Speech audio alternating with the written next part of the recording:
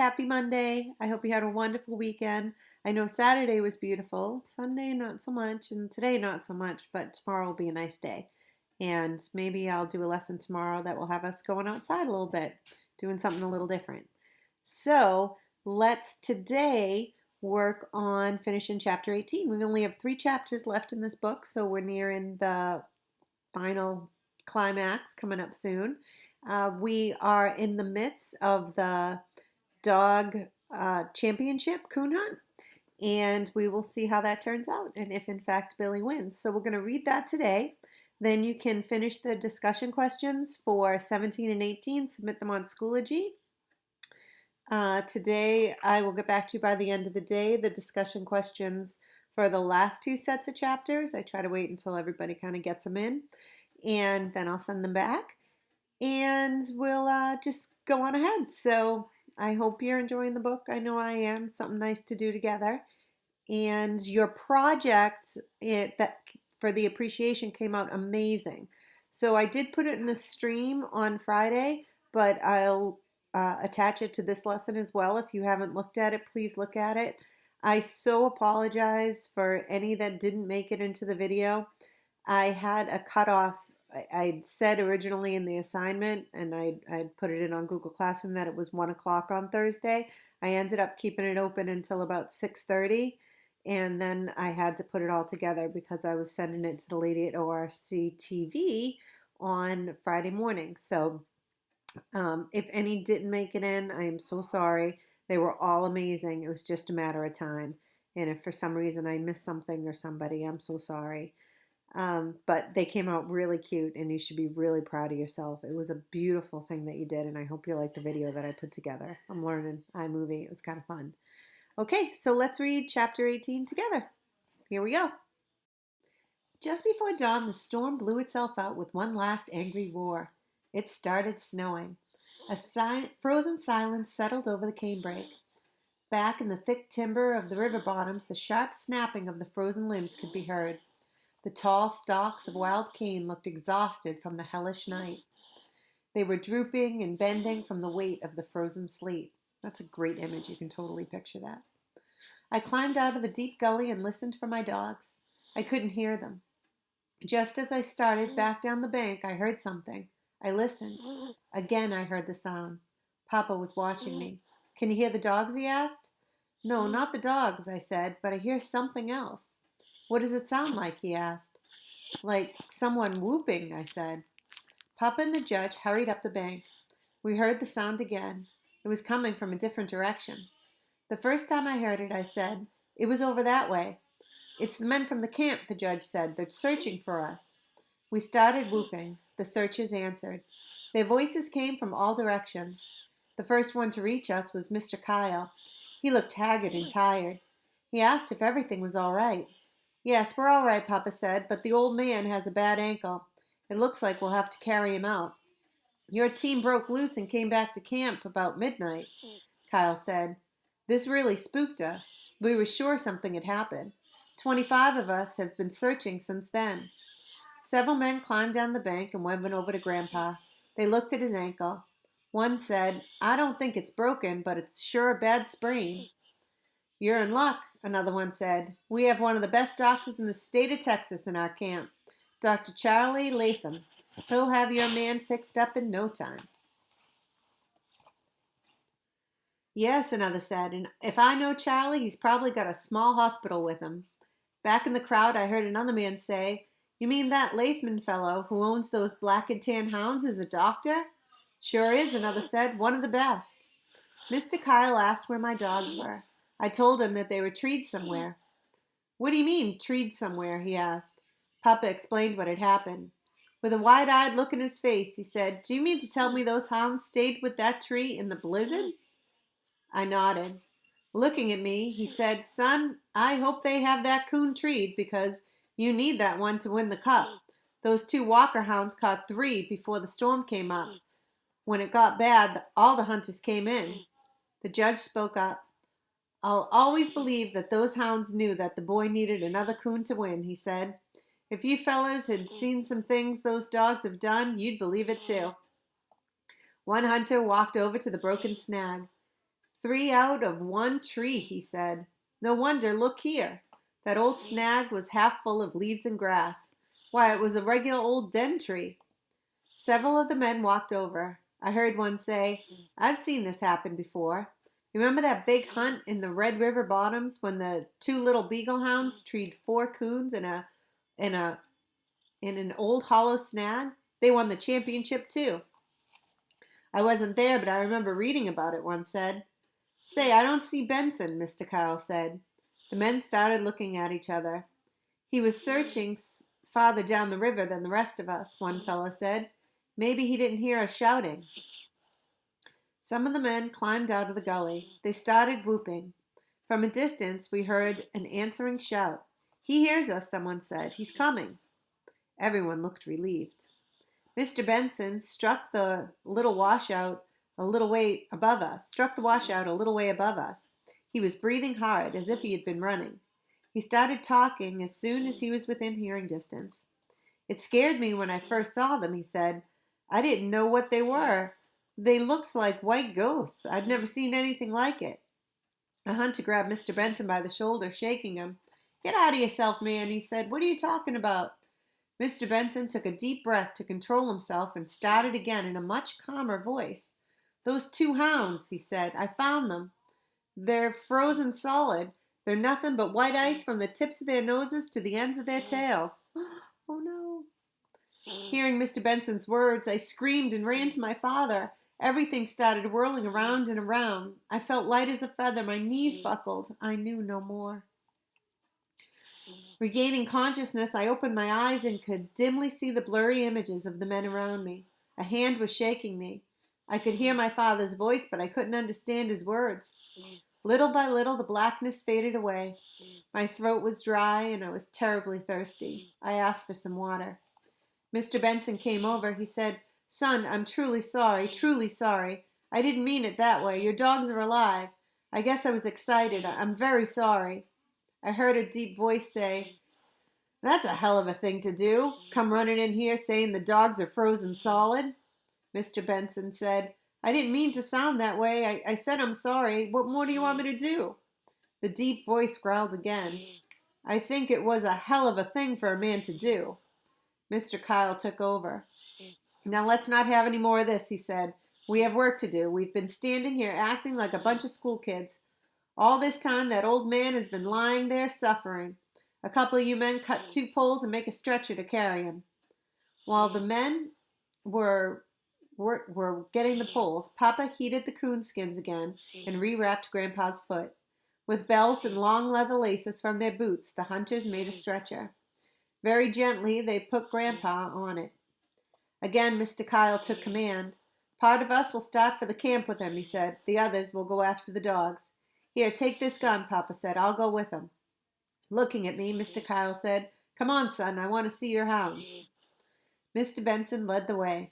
As soon as we get out of this cane, he said, we may be able to hear them. They have the coon treed in a big black gum tree. You're going to see a sight. Now, I mean a sight. They've walked a ring around that tree, clear down through the ice and snow. You can see the bare ground. Wonder why they did that, someone asked.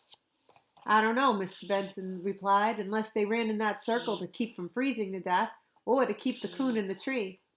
I figured I knew why my dogs were covered with ice. The coon had probably crossed the river maybe several times. Old Dan and little Ann would have followed him.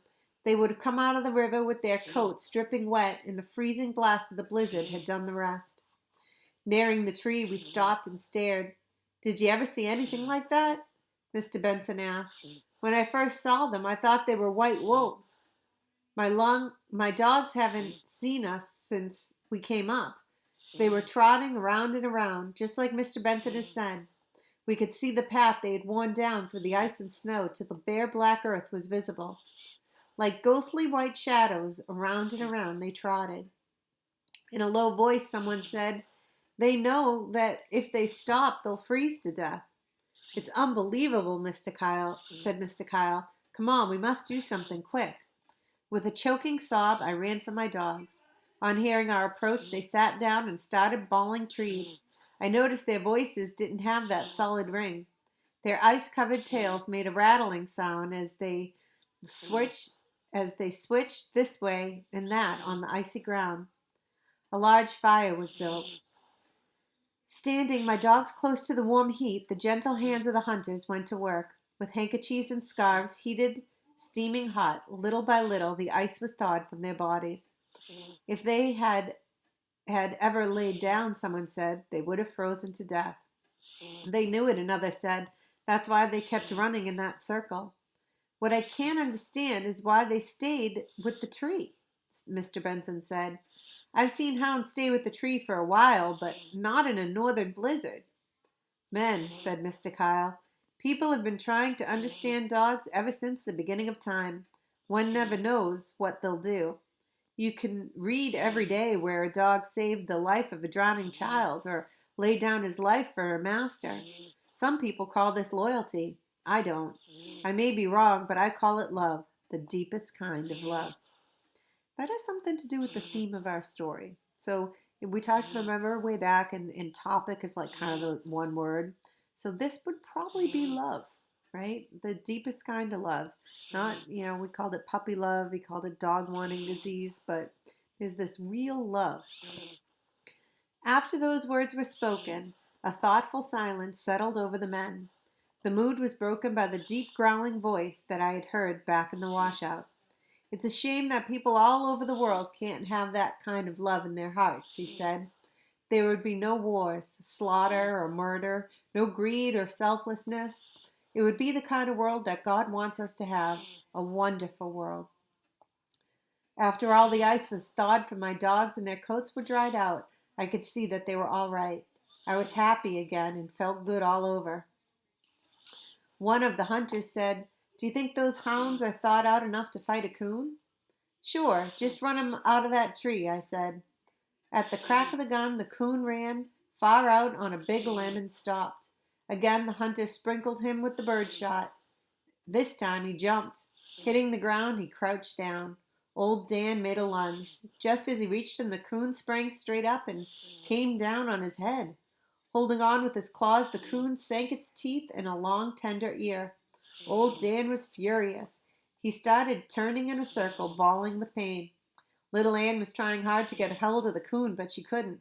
Because of his fast circling, old Dan's feet flew out from under him and he fell. This gave little Ann a chance. Darting in, her jaws closed on the back of the coon's neck. I knew the fight was over. Arriving back at the camp, I saw that all the tents had been taken down but ours. A hunter said, Everyone was in a hurry to get out before another blizzard sets in. Papa told me to take my dogs into the tent as Grandpa wanted to see them. I saw tears in my grandfather's eyes as he talked to them. His ankle was wrapped in bandages. His foot and toes were swollen to twice their normal size. They had turned a greenish-yellow color. Placing my hand on his foot, I could feel the feverish heat. Dr. Lathman came over. Are you ready to go now? He asked. Snorting and growling, Grandpa said, I told you I wasn't going anywhere till I see that gold cup handed to this boy. Turning to face the crowd, Dr. Lathman said, Men, let's get this over. I want to get this man to town. That's one of the meanest sprains I've ever seen, and it should be in a cast, but I don't have any plaster of Paris with me. The hunter who had come by our tent collecting the jackpot money came up to me. Handing me the box, he said, Here you are, son. There's over $300 in this box, and it's all yours. Wow.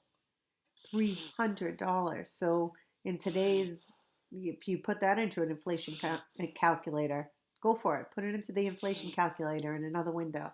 What do you get if you won over $300?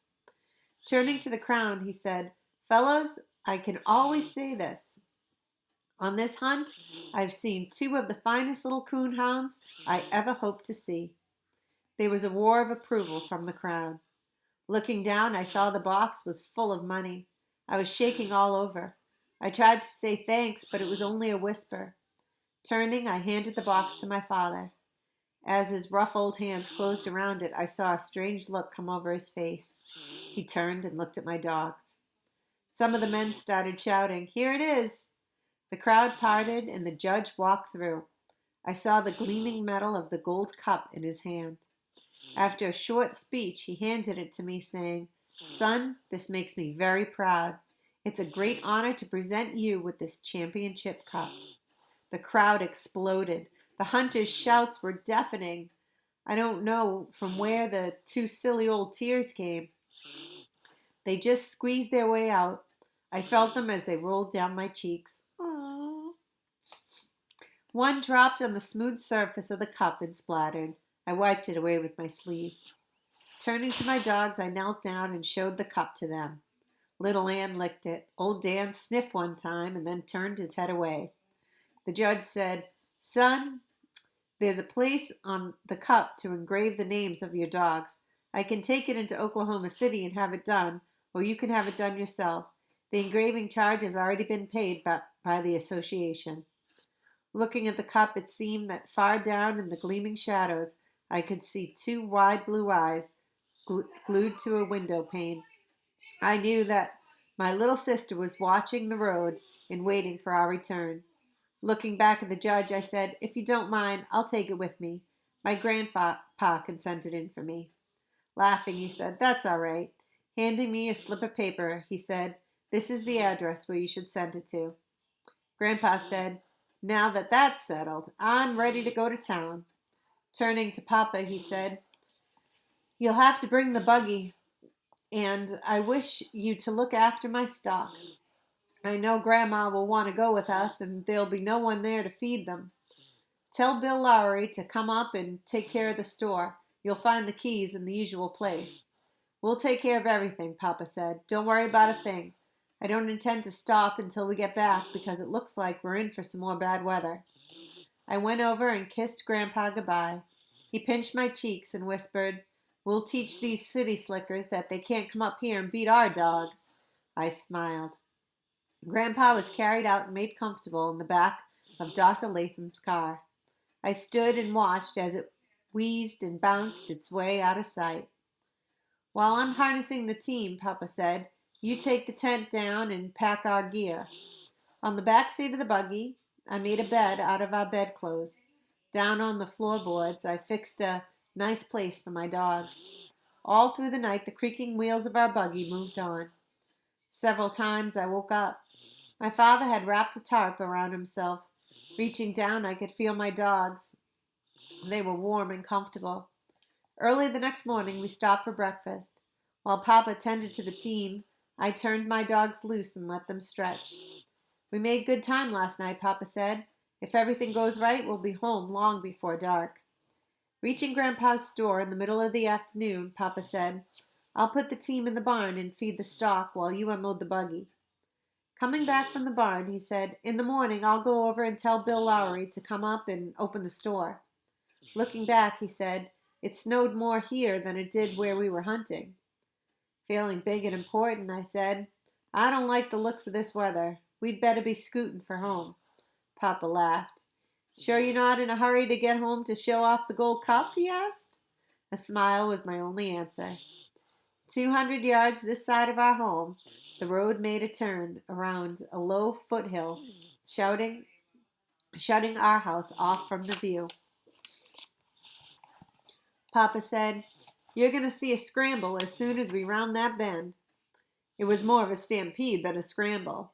The little one came out first and all but tore the screen door from its hinges. The older girls passed just beyond the gates. In her hurry, she slipped and fell face down in the snow. She started crying. The older girls ran up asking for the cup. Holding it high over my head, I said, "Now wait a minute. I've got another one for you, too." I held the small silver cup out to them. While they were fighting over it, I ran to the little one. Picking her up, I brushed the snow from her long braided hair and her tear-stained face. I told her there was no use to cry. I had brought the gold cup to her, and no one else was going to get it. Reaching for the cup, she wrapped her small arms around it. Squeezing it up tight, she ran for the house to show it to Mama. Mama came out on the porch. She was just as excited as the girls were. She held out her arms. I ran to her. She hugged me and kissed me. "It's good to have you home again," she said. "Look what I have, Mama," the little one cried, "and it's all mine." She held her golden cup out in her two small hands. As Mama took the beautiful cup, she looked at me. She started to say something, but was interrupted by the cries from the other girls. "We have one too, Mama," they cried, "and it's just as pretty as that one." "It's not either," the little one piped in with a defiant voice. "It's not even as big as mine." "Two cups," Mama explained. "Did you win two?" "Yes, Mama," I said. "Little Ann won that one all by herself." The odd expression on my mother's face was wonderful to see. Holding a cup in each hand, she held them out in front of her. "Two," she said, "a gold one and a silver one. Who would have thought anything so wonderful could have happened to us? I'm so proud, so very proud." She hasn't even heard about the money yet. Handing the cups back to the girls, she walked over to Papa. After kissing him, she said, "I just can't believe everything that has happened. I'm so glad you went along. Did you enjoy yourself?" With a smile on his face, Papa almost shouted, "Enjoy myself? Well, I've never had such a time in my life." His voice trailed off to a low calm. That is, except for one thing. Grandpa had a bad accident. "Yes, I know," Mama said. "One of Tom Logan's boys was at the store when they arrived. He came by and told us all about it. The doctor said it wasn't as bad as it looked, and he was pretty sure Grandpa would be home in a few days." I was happy to hear this news, and could tell by the pleased look on my father's face he was glad to hear it too. On entering the house, Papa said, "Oh, I almost forgot." He handed the box of money to Mama. "What's this?" she asked. "Oh, it's just a little gift from old Dan and little Ann," Papa said. Mama opened the box. I saw the color drain from her face. Her hands started trembling. Turning her back to us, she walked over and set it on the mantel. A peaceful silence settled over the room. I could hear the clock ticking away. The fire in the fireplace crackled and popped. Turning from the mantel, Mama looked straight at us. Her lips were tightly pressed together to keep them from quivering. Walking slowly to Papa, she buried her face in his chest. I heard her say, "Thank God, my prayers have been answered." There was a celebration in our home that night. To me, it was like a second Christmas. Mama opened a jar of huckleberries and made a large cobbler. Papa went to the smokehouse and came back with a hickory-cured ham. We sat down to a feast of the ham, huge plates of fried potatoes, ham gravy, hot cornbread, fresh butter, and wild bee honey. During the course of the meal, the entire story of the championship hunt was told, some by Papa, but mostly by me. Even just when everything was so perfect and peaceful, an argument sprang up between the two oldest girls. It seemed that each one wanted to claim the silver cup. Just when they were on the verge of sawing it in two so each would have her allotted share, Papa settled the squabble by giving the oldest one a silver dollar. Once again, peace and harmony was restored. That night, as I was preparing for bed, a light flashed by my window. Puzzled, I tiptoed over and peeked through the pane. It was Mama. Carrying my lantern and two large plates heaped high with food, she was heading for the doghouse. Setting the light down on the ground in front of it, she called to my dogs. While they were eating, Mama did something I couldn't understand. She knelt down on her knees in prayer. After they'd eaten their food, Mama started petting them. I could hear her voice, but couldn't make out her words. Whatever she was saying must have pleased them. Little Ann wiggled and twisted. Even old Dan wagged his long red tail, which was very unusual. Papa came out. I saw him put his arm around Mama. Side by side, they stood for several minutes, looking at my dogs.